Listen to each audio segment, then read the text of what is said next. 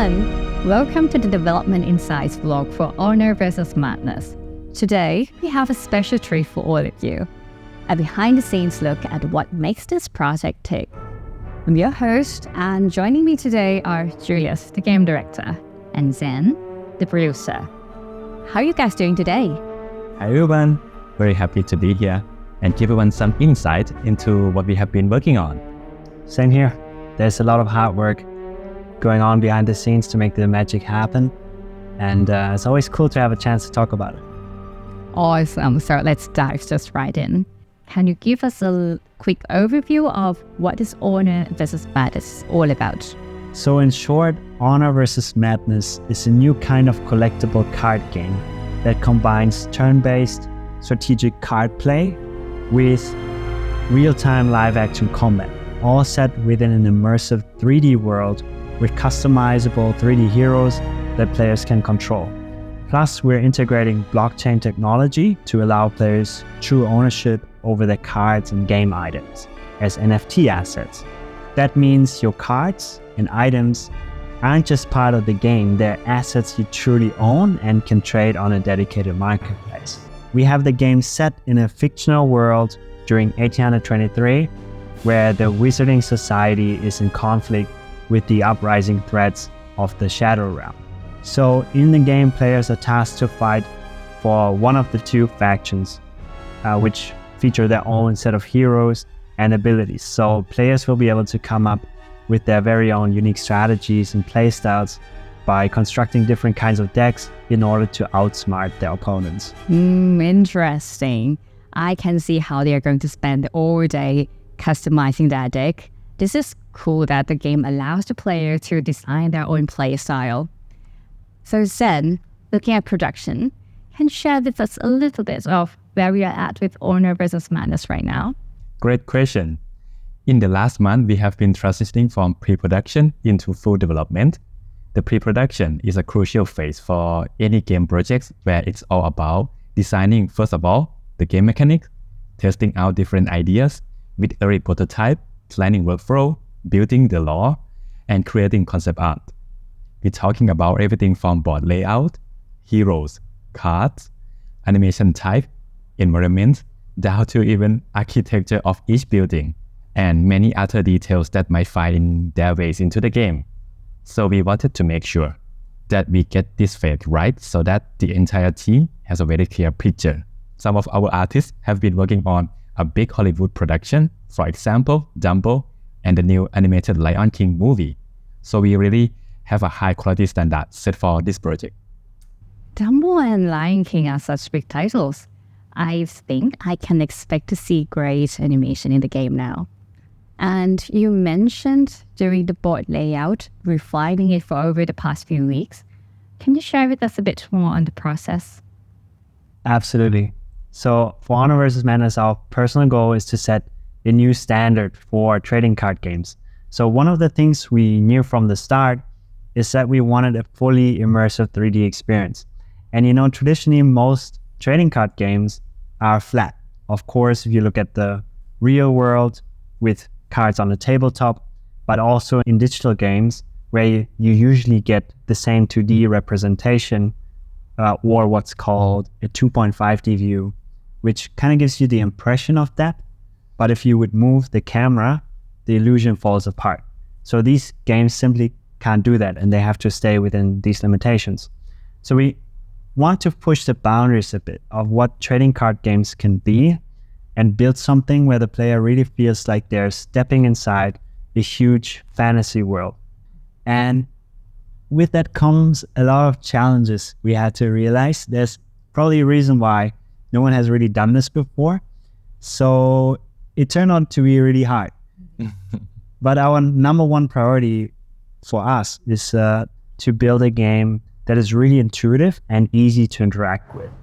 So when we first started designing the board, we realized there are a lot of issues with this idea where we would have to make compromises either on the visibility of the cards or the immersion. So we had to think from a first principles type of perspective, asking ourselves what we know about the limitations of physical card games and how those limitations really translate to the digital realm. That sounds to me like there were a lot of different directions explored. What are the early iterations of the game like?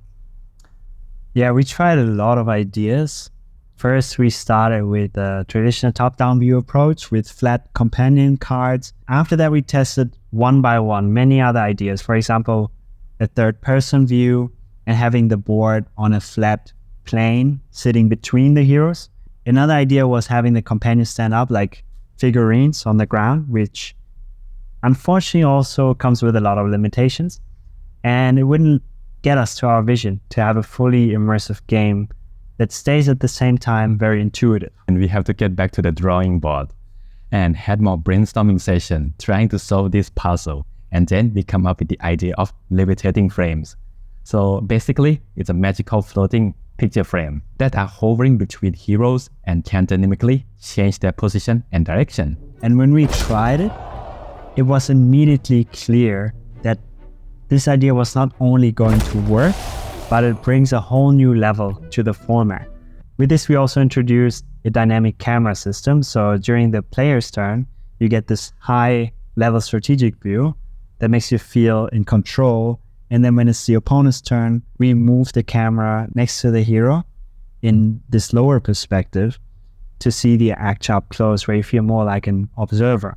I think it's a pretty cool addition. This is so fun to hear.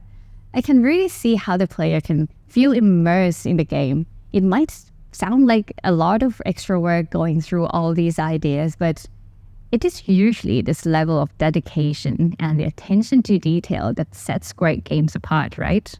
And with all of this going back and forth and this new direction, how does the team feel about it? The team loves it. It's opened up so many new design possibilities for us. One example is the legendary card animation. Now, since we are in this full 3D space, when you play the legendary card, you can freely move the camera to highlight the action, making 3D model pops out of the card while environment can react to it. I love that. When I saw the latest preview, I can see how the player can feel like powerful playing the legendary card. And I haven't seen anything quite like this before in other card games. Can you tell us how these new design choices enhance the player's experience and the game's market potential? Yeah, we have this strong focus on player experience because getting this right and having players genuinely enjoy spending time in the game is the number one factor for long-term success and market growth. A highly engaged player base not only helps the game with its popularity, but also leads to a thriving marketplace for all the NFT assets. So players who are deeply engaged in the game are more likely to trade, collect, and appreciate the unique NFT cards and items in the game, which enhances the overall ecosystem and creates value for everyone involved. By prioritizing immersive gameplay and innovative design, we are not just creating a game, but we are also creating the groundwork for a vibrant community and economy within the game. Thank you for sharing. And without giving too much away, could you tell us a little bit more about the live action mode?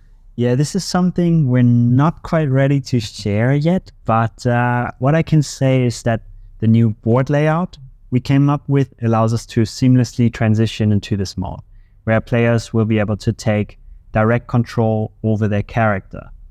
So it's going to be an entirely different experience that we think will blow people away and will set this game apart. The live action mode is something we're putting a lot of heart into. We want to make it feel organic and not like the separate game, but it's also natural fit into the card game mode. That sounds fancy. I'm really excited to share more about what we are brewing in terms of live action mode once it's ready to reveal.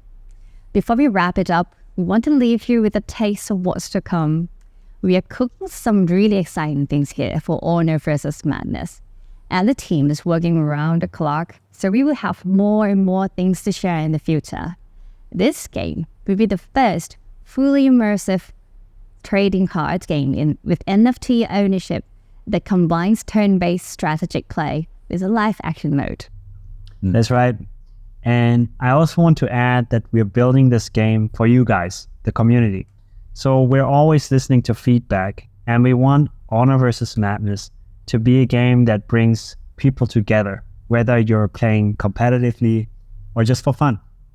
Amazing. Thank you both so much for joining. And to everyone watching, this is just the beginning. We're planning to do more of these behind the scenes videos, and we would love to hear your input. What topics would you like us to explore in the future episodes, whether it's more about live action mode, the cards, the heroes, or the game mechanics? Let us know in the comments. We are excited to share this journey with you, and there's so much more magic ahead. Stay tuned and see you next time.